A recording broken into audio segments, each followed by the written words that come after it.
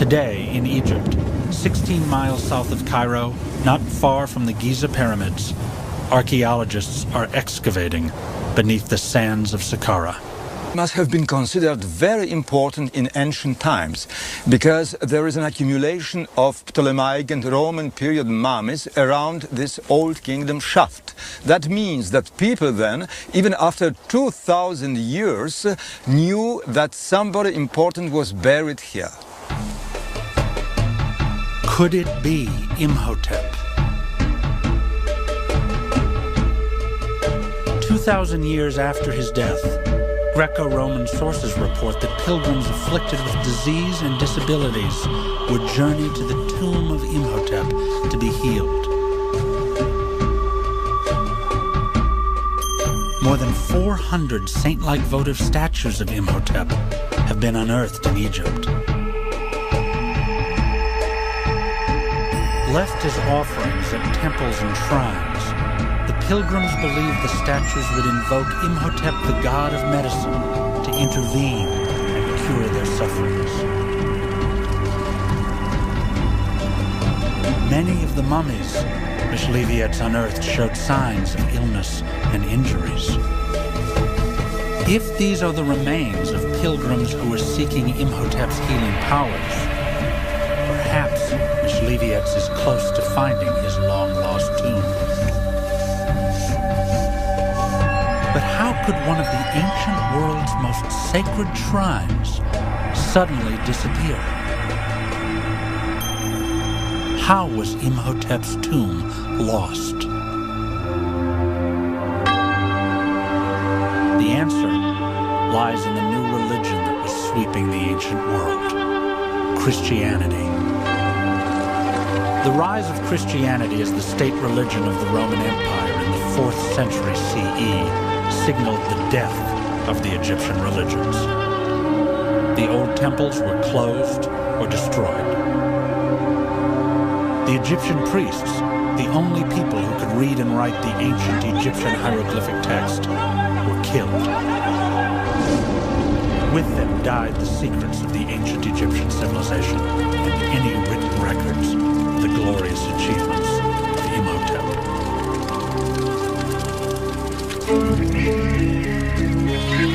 The legends of Imhotep were nearly dead for almost 1,500 years until a surprise discovery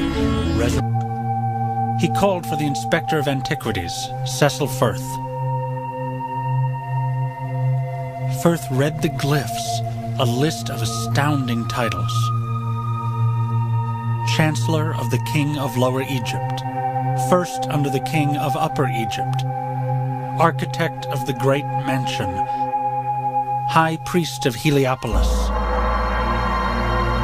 and then the name of the one man who held all these titles, Imhotep. This one discovery propelled Imhotep from myth to historical reality. It was the first piece of archaeological evidence bearing the name of Imhotep from his own lifetime. The block of granite, now on display at the Egyptian Museum in Cairo, proved to be the base of a statue of Pharaoh Djoser. It is a piece from one of the first life-size statues ever made.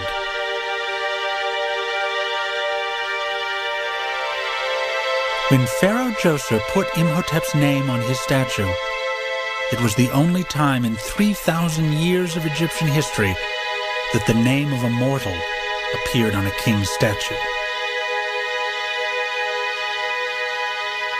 The king loved him, and the king put his name and wrote his name and titles for the first time on the base of his statue.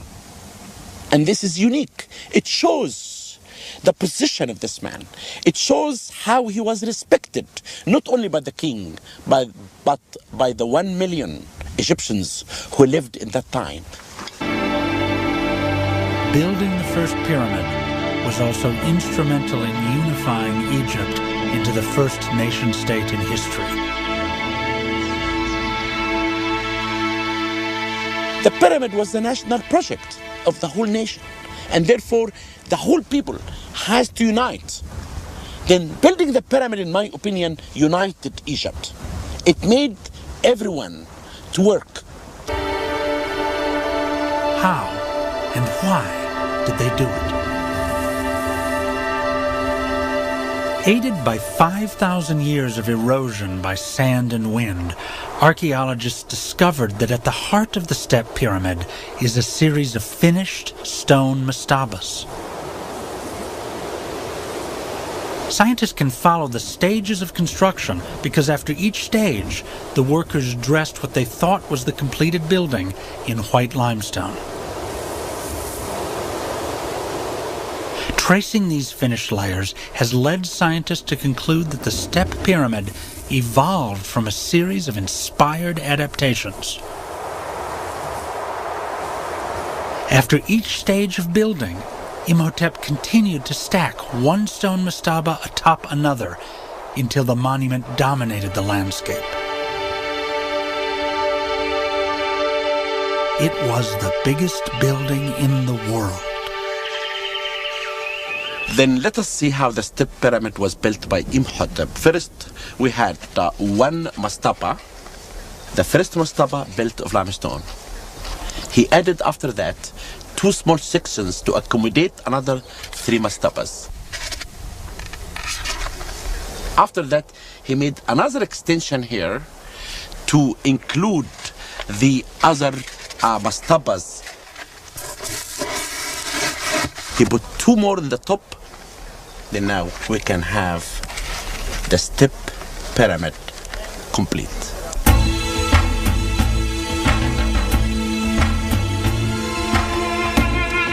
Imhotep's pyramid sparked a 1,000-year building spree, a public works project like no other on Earth before or since.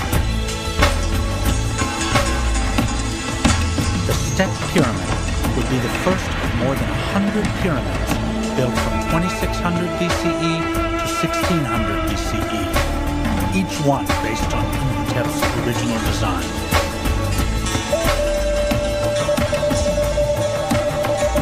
Within a century of Imhotep's death, his step pyramid form evolved into a steeper stepped pyramid, then into a bent pyramid, finally into the true pyramid form.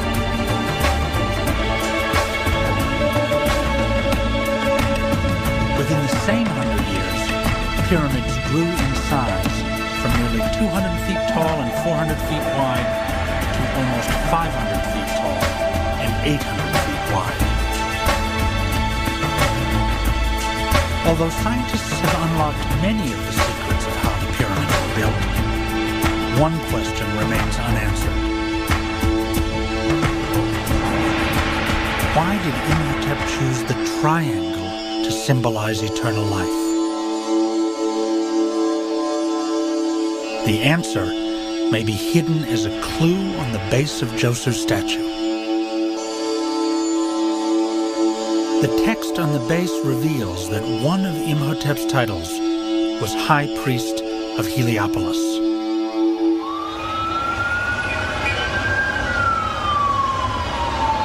Today, Heliopolis is a bustling, crowded suburb of Cairo.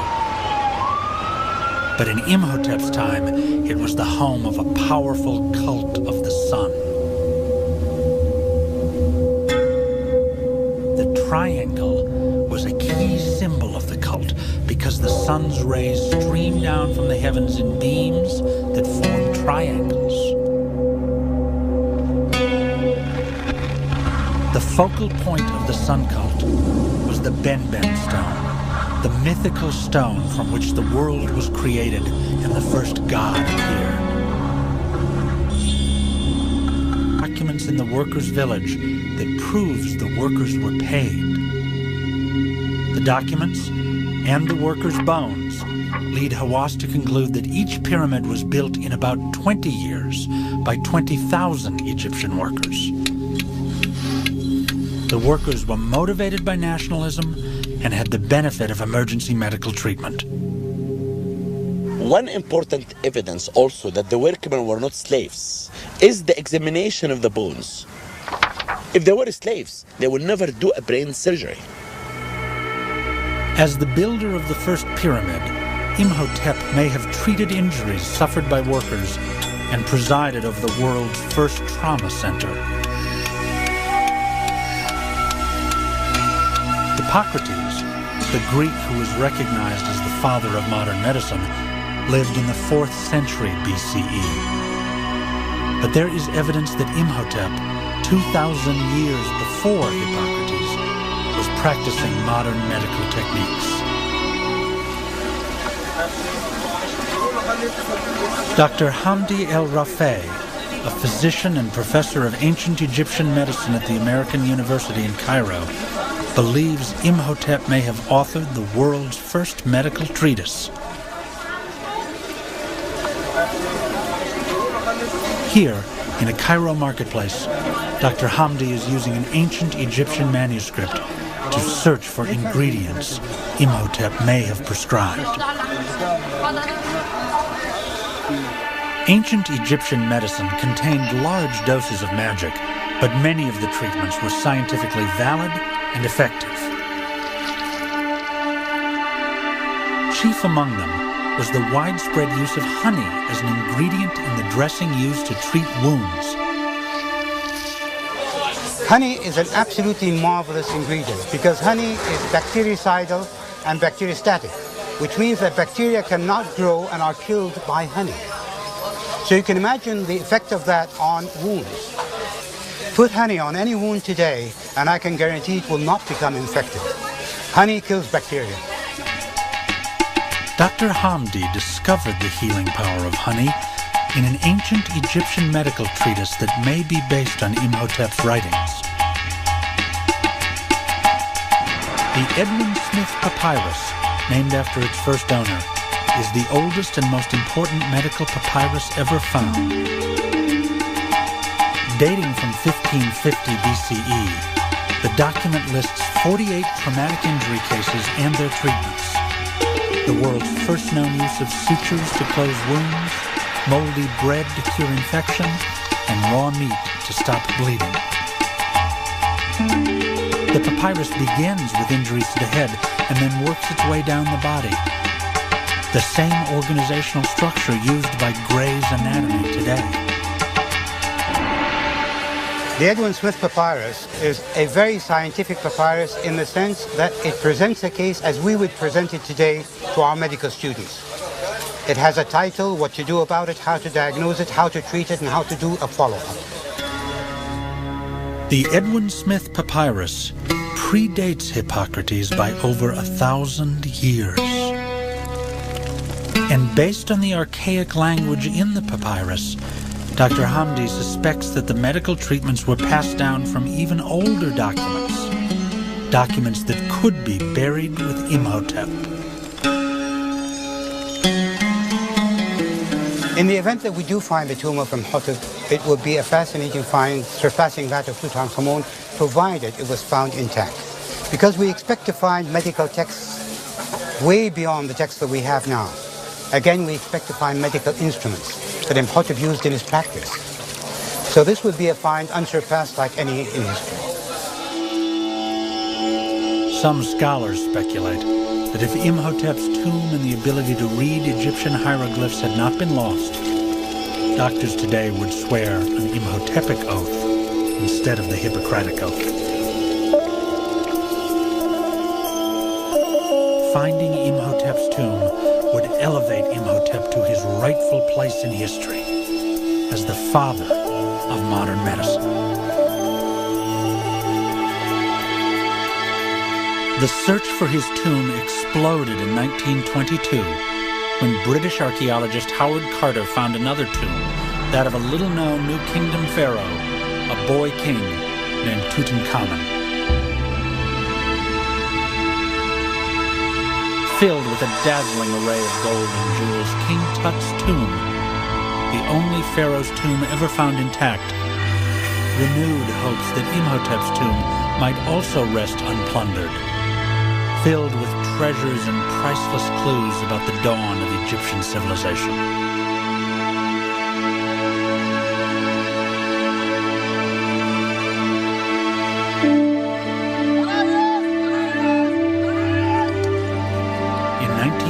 excavation, Myśliwiec and his team made an amazing discovery.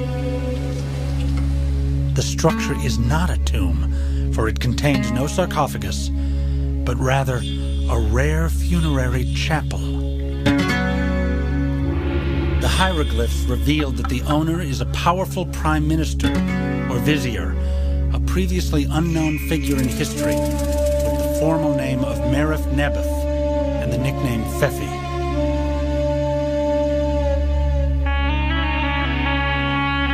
The hieroglyph that had tantalized Myśliwiec was not from the name Imhotep.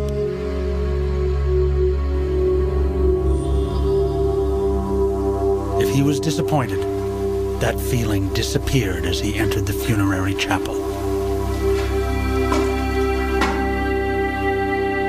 The chapel is one of the best preserved ever found.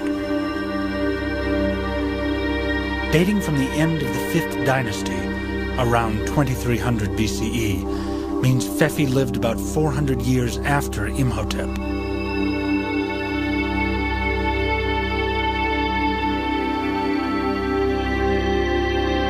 Like most funerary murals, the reliefs depict idealized scenes from Fefi's days to come in the afterlife.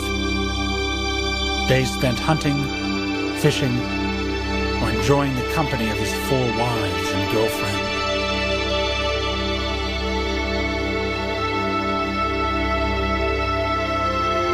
But these perfect days of the afterlife will be lived only if the vizier's relatives bring proper offerings to the chapel's 2 false doors. This was a place where the living was contacting the dead, because priests of funerary cult and family members were bringing here offerings in order to deposit them in front of the false door, where the soul of the dead was supposed to come out in order to collect them.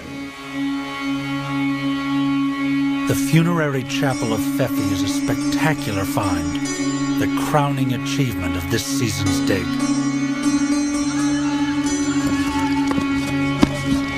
But just as Myśliwiec and his team are closing up the site, he stumbles upon one more discovery.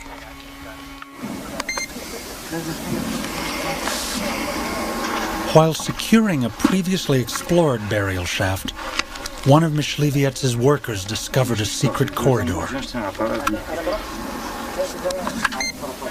A digital radar measuring device is brought in to find out where the corridor goes and how long it is. Careful not to slip down the 60-foot shaft, Myśliwiec's colleague climbs through the hole.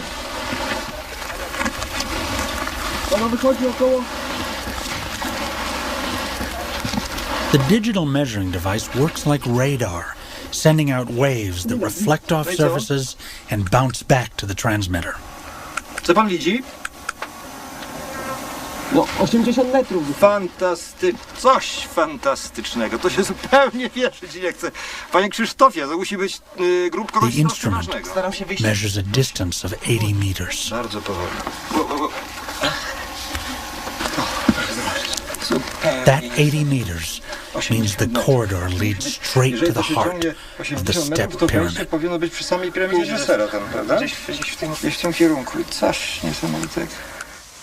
This shaft turned out to be the greatest sensation of the present excavation season, not because of the shaft itself, but because of a hole existing in its northern wall. This hole leads to a subterranean gallery, which is at least 80 meters long and extends directly toward the Djeser pyramid. If the entrance to this huge tomb exists on its eastern side, it must have been just beside the Djeser pyramid. And the person who was buried here has been someone of the highest stature in Egyptian society. Who knows, maybe Imhotep himself? Myśliwiec will have to wait until next dig season to find out.